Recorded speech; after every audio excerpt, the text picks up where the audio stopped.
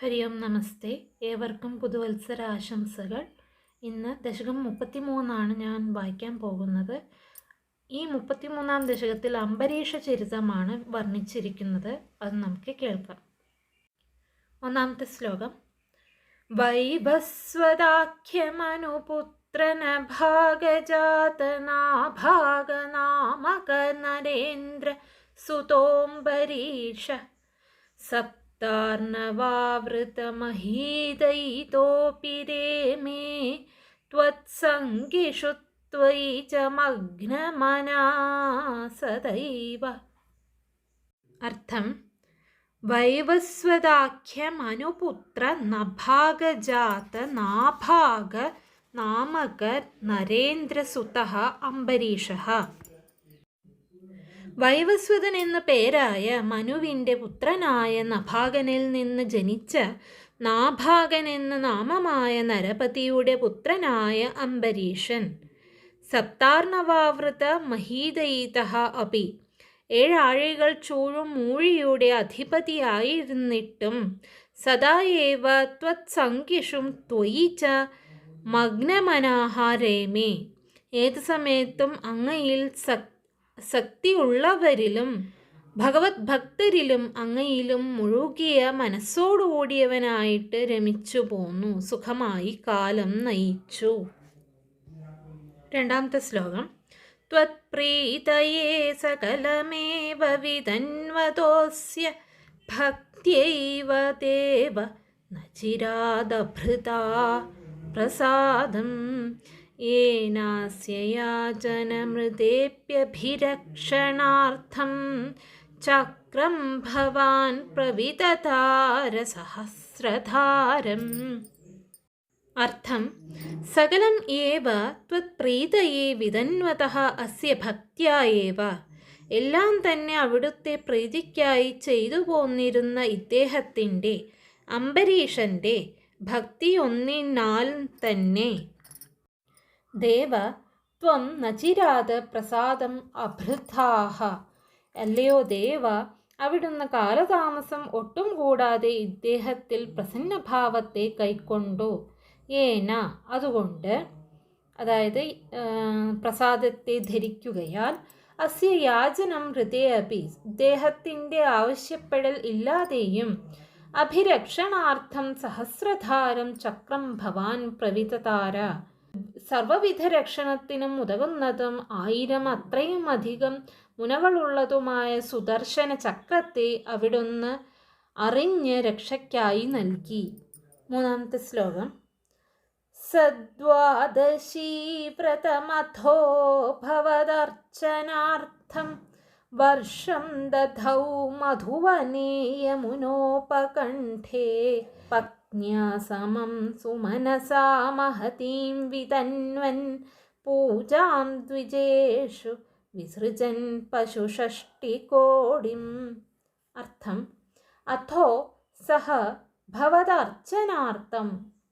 അങ്ങനെ ആ അംബരീഷൻ അങ്ങയെ പൂജിക്കുക എന്ന ഉദ്ദേശത്തോടെ യമുനോപകണ്ഠേ മധുവനെ യമുനാ നദിയുടെ സമീപത്തുള്ള മധുവനത്തിൽ വെച്ച് സുമനസ പത്ന്യാസമം പ്രശസ്ത മാനസിയായ പത്നിയോടുകൂടി വലുതായ മഹതീം പൂജാം വിതന്വൻ വലുതായ പൂജ നടത്തിക്കൊണ്ടും ദ്വിജേഷു പശുഷഷ്ടികോടിം വിസൃജൻ ബ്രാഹ്മണർക്ക് 60 കോടി പശുദാനം ചെയ്തുകൊണ്ടും വർഷം ദ്വാദശീ വ്രതം ദദൗ 1 കൊല്ലം മുഴുവനും ദ്വാദശി വ്രതത്തെ ധരിച്ചു, അനുഷ്ഠിച്ചു.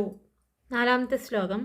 തത്രാഥ പാരണദിനേ ഭവദർച്ചനാന്തേ ദുർവാസസാസ്യ മുനിനാ ഭവനം പ്രപേതേ ഭോക്തും വൃതശ്ച സ നൃപേണ പരാർത്തിശീലോ മന്ദം ജഗാമയമുനാം നിയമാൻ വിധാസ്യൻ. അർത്ഥം: അഥ പാരണദിനെ ഭവദർച്ചനാന്തേ. പിന്നീട് പാരണയുടേതായ ആ ഒരു ദിവസം, സിതദ്വാദശി നാൾ, വിഷ്ണു പൂജയും കൂടി കഴിഞ്ഞ സമയത്ത് ദുർവാസസാ മുനിന തത്ര അസ്യ ഭവനം പ്രപേതേ. ദുർവാസസ് എന്ന മഹർഷി, ദുർവാസാവ് മഹർഷി ആ മധുവനത്തിൽ ഈ അംബരീഷന്റെ ഭവനത്തിൽ വന്നു കയറി. നൃപേണ സഹ ഭോക്തും വൃതഃ ച, രാജാവ് അദ്ദേഹത്തെ ഭക്ഷണത്തിന് ക്ഷണിക്കുകയും ചെയ്തു. പരാർത്തിശീല നിയമാൻ വിധാസ്യൻ യമുനാം മന്ദം ജഗാമ, മറ്റുള്ളവരെ കഷ്ടത്തിലാക്കുക എന്ന ശീലമുള്ള മഹർഷി മാധ്യാഹ്നിക കർമ്മങ്ങൾ ചെയ്തു കളയാമെന്ന ഭാവത്തിൽ യമുനയിലേക്ക് പതുക്കെ നടന്നു. 5-ാമത്തെ ശ്ലോകം.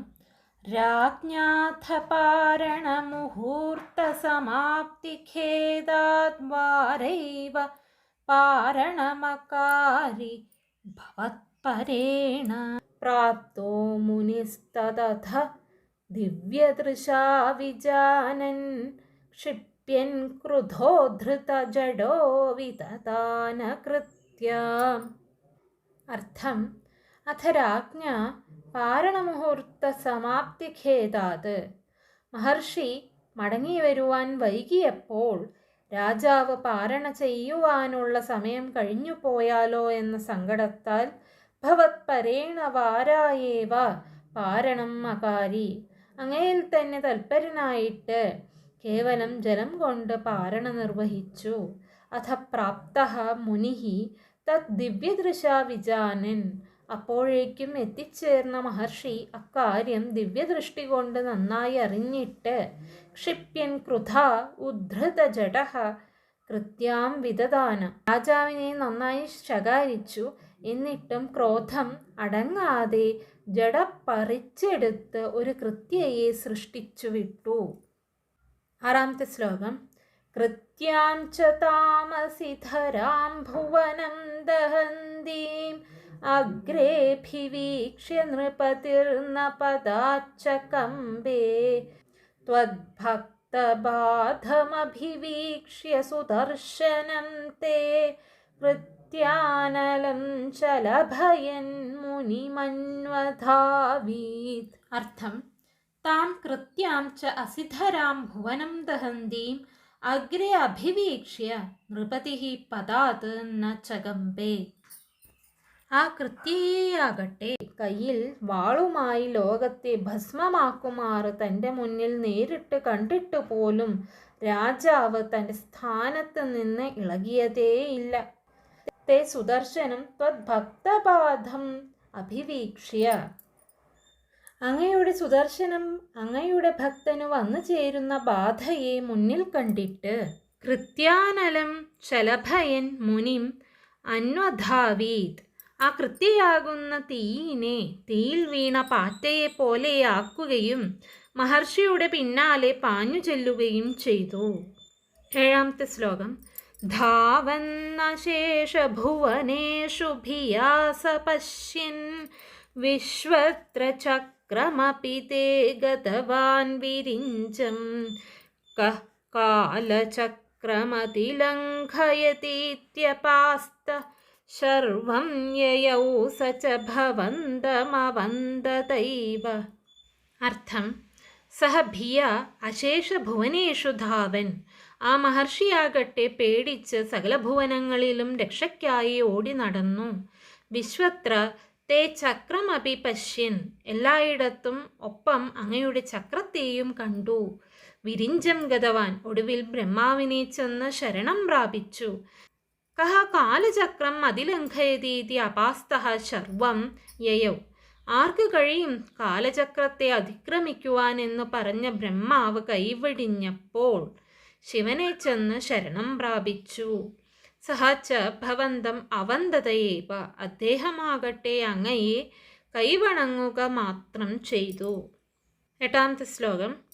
ഭൂയോ ഭവന്നിലയമേത്യ മുനിം നമന്തം പ്രോചേ ഭവാനഹമൃഷേനനു ഭക്തദാസ ജ്ഞാനം തപശ്ച വിനയാന്വിതമേവ മാന്യം യാഹ്യംബരീഷപദമേവ ഭജേതി ഭൂമൻ. അർത്ഥം: ഭൂയഃ ഭവൻ നിലയമേത്യ നമന്തം മുനിം, പിന്നെ അങ്ങയുടെ ലോകത്തിൽ വൈകുണ്ഠത്തിൽ വന്ന് നമസ്കരിച്ച മുനിയോട് ഭൂമൻ ഭവാൻ പ്രോജേ, അല്ലയോ സർവവ്യാപിൻ, അവിടുന്ന് അരുളി ചെയ്തു. ഋഷേ അഹം ഭക്തദാസഃ നനു, മഹർഷി ഞാൻ ഭക്തജനങ്ങളുടെ ദാസനാണല്ലോ. ജ്ഞാനം തപഃ ച വിനയാന്വിതമേവ മാന്യം, അറിവും അനുഷ്ഠാനവും വിനയത്തോട് ചേർന്നതായാലേ മാനിക്കത്തക്കതാകൂ. യാഹി, ആകയാൽ അംബരീഷപദമേവ ഭജ ഇതി, ചെല്ലു, അംബരീക്ഷന്റെ കാൽക്കൽ തന്നെ ചെന്ന് ശരണം പ്രാപിക്കൂ. 9-ാമത്തെ ശ്ലോകം. താവത് സമേത്യ മുനിനാ സഗൃഹീതപാദോ രാജാപസൃത്യ ഭവദസ്ത്രമസാവനൗഷീത് ചക്രേ ഗതേ മുനിരതാദഖിലാശിഷോസ്മൈ ത്വദ്ഭക്തിമാഗസി കൃതേപി കൃപാം ച ശംസൻ. അർത്ഥം: മുനിന താവത് സമേത്യ ഗൃഹീതപാദഃ രാജ, മഹർഷി തൽക്ഷണം തന്നെ എത്തിച്ചേർന്ന് കാൽ കടന്നു പിടിച്ചപ്പോൾ രാജാവ് അപസൃത്യ അസൗ ഭവദസ്ത്രമനൗഷീത്, ഒഴിഞ്ഞു മാറുകയും അദ്ദേഹം അങ്ങയുടെ ആയുധത്തെ സ്തുതിക്കുകയും ചെയ്തു. ചക്രേ ഗതേ സതി മുനിഃ ത്വദ്ഭക്തിം ആഗസി കൃതേ സതി അപി കൃപാം ച ശംസൻ.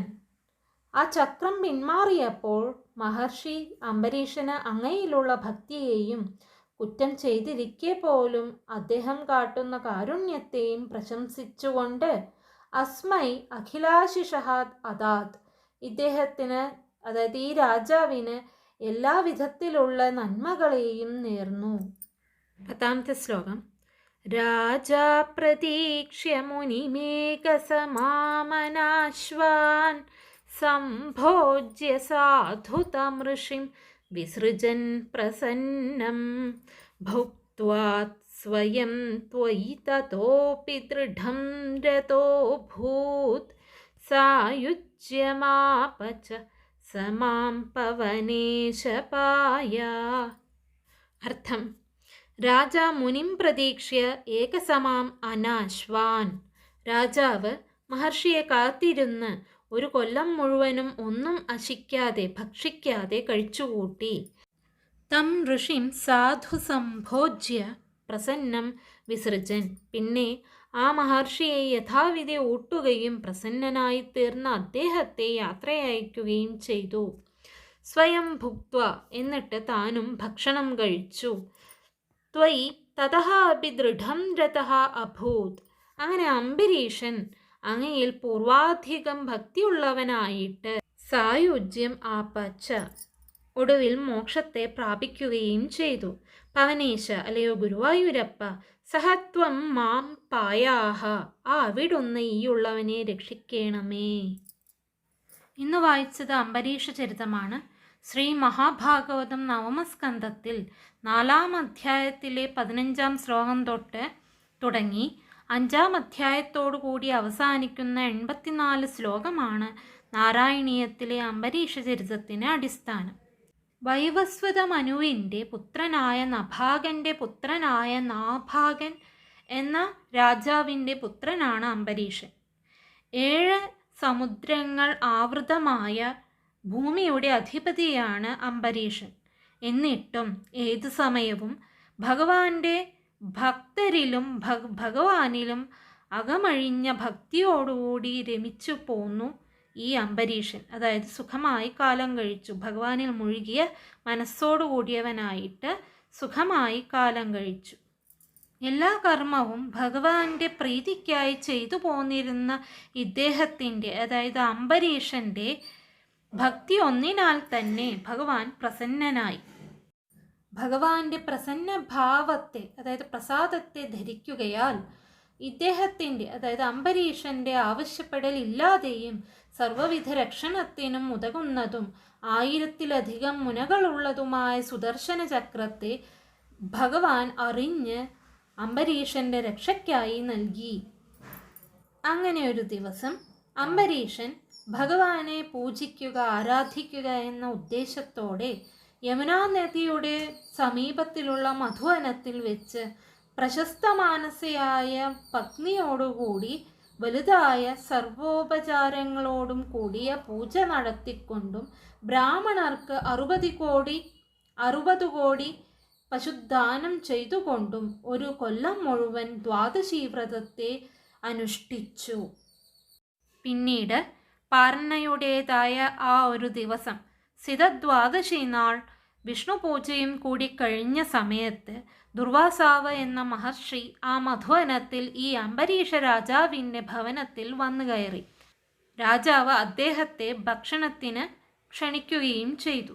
മറ്റുള്ളവരെ കഷ്ടത്തിലാക്കുക എന്ന ശീലമുള്ള ഈ മഹർഷി മാധ്യാഹ്നിക കർമ്മങ്ങൾ ചെയ്തു കളയാമെന്ന ഭാവത്തിൽ യമുനയിലേക്ക് പതുക്കെ നടന്നു. മഹർഷി മടങ്ങി വരുവാൻ വൈകിയപ്പോൾ രാജാവ് പാർണ ചെയ്യാനുള്ള സമയം കഴിഞ്ഞുപോയാലോ എന്ന സങ്കടത്താൽ ഭഗവാനിൽ തൽപരനായിട്ട് കേവലം ജലം കൊണ്ട് പാരണ നിർവഹിച്ചു. അപ്പോഴേക്കും എത്തിച്ചേർന്ന ദുർവാസാവ് മഹർഷി അക്കാര്യം ദിവ്യദൃഷ്ടി കൊണ്ട് നന്നായി അറിഞ്ഞ് രാജാവിനെ നന്നേ ശകാരിച്ചു. എന്നിട്ടും ക്രോധം അടങ്ങാതെ ജട പറിച്ചെടുത്തൊരു കൃത്യയെ സൃഷ്ടിച്ചു വിട്ടു. ആ കൃത്യയാകട്ടെ കയ്യിൽ വാളുമായി ലോകത്തെ ഭസ്മമാക്കുമാറ് തൻ്റെ മുന്നിൽ നേരിട്ട് കണ്ടിട്ടുപോലും രാജാവ് തൻ്റെ സ്ഥാനത്ത് നിന്ന് ഇളകിയതേയില്ല.